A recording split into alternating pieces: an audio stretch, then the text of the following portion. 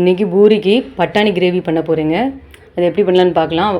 ஒரு குக்கர் அடுப்பில் வச்சுக்கிட்டு எண்ணெய் ஊற்றி எண்ணெய் காஞ்சதும் கொஞ்சம் பெருசீரகம், அப்புறம் கொஞ்சம் கருவேப்பிலை போட்டு அதை தாளித்ததும் 3 பல்லாரியை குட்டி குட்டியாக கட் பண்ணி வச்சுருக்கேன். பெரிய வெங்காயம் அதையும் நம்ம என்ன பண்ணுறோம், உள்ளக போட்டு நல்லா கண்ணாடி பதம் வர்ற அளவுக்கு நல்லா வதக்கிக்கணும்.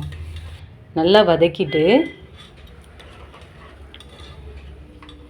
அது நல்லா கண்ணாடி பதம் வர்ற அளவுக்கு வதக்கி முடித்ததுக்கப்புறம் இது கூட நம்ம என்ன பண்ண போகிறோம்னா இஞ்சி பூண்டு பேஸ்ட்டு கொஞ்சம் போட்டுக்கிறோம். அந்த டேஸ்ட்டு நல்லாயிருக்கும். அதனால் இஞ்சி பூண்டு பேஸ்ட்டு கொஞ்சம் போட்டுக்கிட்டு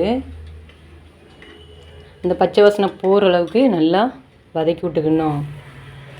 வதக்கி விட்டுட்டு பச்சை வாசனை போனதுக்கப்புறமா இதுக்குள்ளே நம்ம என்ன பண்ண போகிறோன்னா தக்காளி. நான் ஒரு தக்காளி தாங்க போடுறேன். இதுக்கு ஒரு தக்காளி போதும். புளிப்பு டேஸ்ட் அதிகமாக வந்துடக்கூடாது. கொஞ்சம் காரமாக இருந்தால் நல்லாயிருக்கும். அதனால் ஒரு தக்காளியே கட் பண்ணி வச்சுருக்கேன். நல்லா நான் மீடியம் சைஸ் தக்காளியே கட் பண்ணி வச்சுருக்கேன். அதை உள்ளே போட்டு நல்லா வதக்கி விடணும்.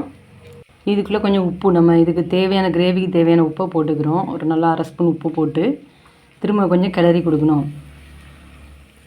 அப்போ அந்த தக்காளிலாம் கொஞ்சம் நல்லா வேகும். உப்பு போடுறதுனால தக்காளி வெங்காயம்லாம் கொஞ்சம் நல்லா வெந்துடும்.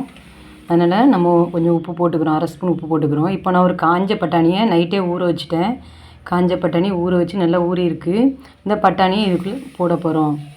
பட்டாணி எல்லாத்தையுமே எடுத்து தண்ணி இல்லாமல் இந்த தக்காளி வெங்காயம் வதக்கி வச்சுருக்கோம்ல அதுக்குள்ளே போட்டுட்டு நல்லா 2 பெரிய சைஸ் உருளைக்கிழங்கையும் கட் பண்ணி தோல் உரித்து அதை கட் பண்ணி உள்ளே போட்டுக்கிறோம். நல்லா கிளறி கொடுக்கணும். அப்புறம் இதுக்குள்ளே மஞ்சள் தூள் கொஞ்சம் போட்டுக்கிறோம். 2 ஸ்பூன் வத்தல் பொடி, காரத்துக்கு ஏற்றப்ப 2 ஸ்பூன் வத்தல் பொடி, அப்புறம் 1/2 ஸ்பூன் மல்லிப்பொடி. அப்புறம் இது கூட நம்ம என்ன சேர்க்க போகிறோம்னா மட்டன் பொடி, இல்லைன்னா கரம் மசாலா பொடி, இல்லைன்னா சிக்கன் பொடி எதுனாலும் சேர்த்துக்கலாம். அந்த ஃப்ளேவருக்காக டேஸ்ட்டுக்காக சிக்கன் பொடியோ கரம் மசாலாவோ மட்டன் பொடியோ சேர்த்துக்கலாம். நான் இன்றைக்கி மட்டன் பொடி 1 ஸ்பூன் சேர்த்துருக்கேன். டேஸ்ட்டு நல்லாயிருக்கும். கரம் மசாலாவும் சேர்த்துக்கலாம். நல்லா கிளறி கொடுத்துட்டு தேவையான அளவு தண்ணி ஊற்றிக்கிறோம். நல்லா மூங்குற அளவுக்கு நல்லா தண்ணி, அப்போ தான் கிரேவியாக வரும். மூடி வெயிட் போட்டுருவோம். கரெக்டாக பட்டாணி வேகிற அளவுக்கு 3 விசில் நல்லா வச்சு எடுக்கணும். அப்போ தான் பட்டாணி நல்லா வேகும்.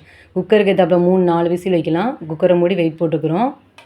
ஒரு 4 விசில் வந்து திறந்து பார்த்தோன்னா சூப்பராக கிரேவியாக இருக்குங்க. இது நான் ஒரு வானலியில் கொட்டி லைட்டாக கொதிக்க விட்டுருக்கேன். பாருங்கள், செம்ம டேஸ்ட்டாக இருக்கும். இதை பூரிக்கு நான் வச்சுருக்கேன். எவ்வளோ சூப்பராக இருக்குன்னு பாருங்கள். ரொம்ப டேஸ்ட்டாக இருக்குங்க. உங்களுக்கும் பிடிச்சிருந்தா செஞ்சு பாருங்கள். பிடிச்சிருந்தா லைக் பண்ணுங்கள், ஷேர் பண்ணுங்கள், சப்ஸ்கிரைப் பண்ணுங்கள்.